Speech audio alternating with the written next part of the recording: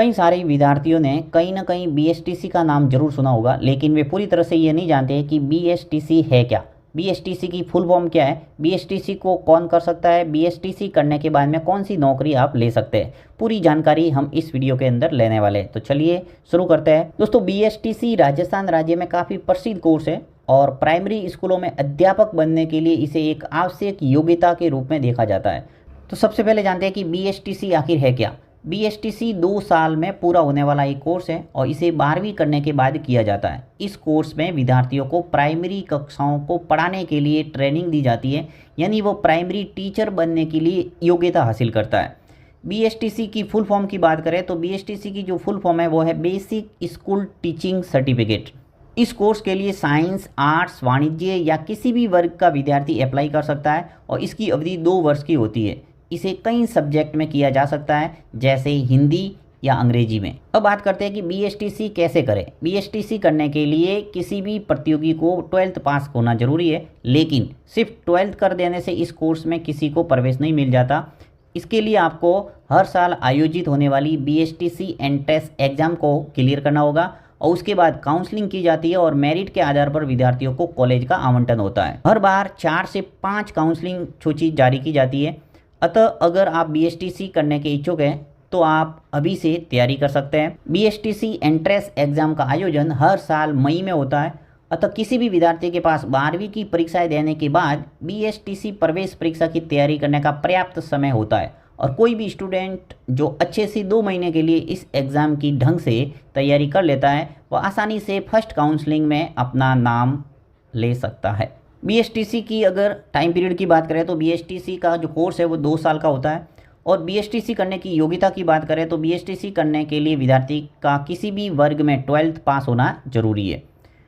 इसके साथ ही general category के विद्यार्थियों को इस कोर्स में प्रवेश पाने के लिए 12वीं में 50% अंक लाना जरूरी है, जबकि ओबीसी, एससी, एसटी में 45% मार्क्स होने जरूरी है।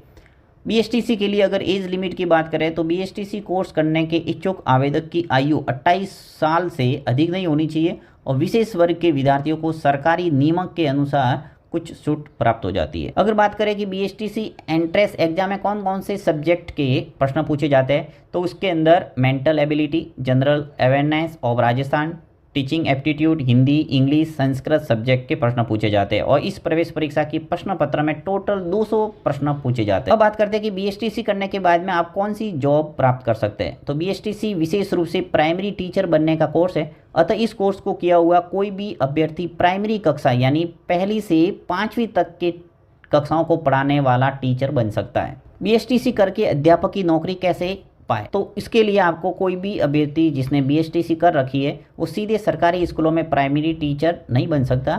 इसके लिए उसे राज्य या केंद्र सरकार द्वारा आयोजित की जाने वाली 3rd ग्रेड टीचर भर्ती को पास करना पड़ता है। राजस्थान में इसे रीट परीक्षा के नाम से जाना जाता है। बीएसटीसी करके सिर्फ प्राइमरी स्कूल का टीचर ही बना जा सकता है। अगर कोई अभ्यर्थी 2nd या 1st ग्रेड टीचर बनना चाहता है तो उसे बीएसटीसी न करके उसे बीएड का कोर्स करना होगा। साथ ही आपको बताना चाहूँगा कि जो डीएलएड है वही बीएसटीसी है।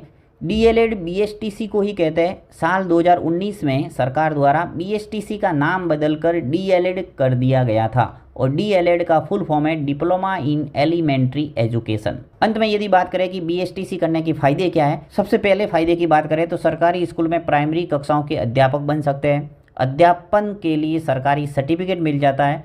प्राइवेट स्कूलों में टीचिंग की जॉब मिलने के चांस काफ़ी बढ़ जाते हैं और बीएसटीसी के बाद ग्रेजुएशन करके आप बीएड भी कर सकते हैं, जिससे आप 2nd ग्रेड या 1st ग्रेड की नौकरी भी प्राप्त कर सकते हैं। तो बीएसटीसी संबंधित ये जानकारी आपको कैसी लगी? यदि इन्फॉर्मेटिव लगी है तो इस वीडियो को लाइक और चैनल को सब्सक्राइब करना ना भूलें। Thank you.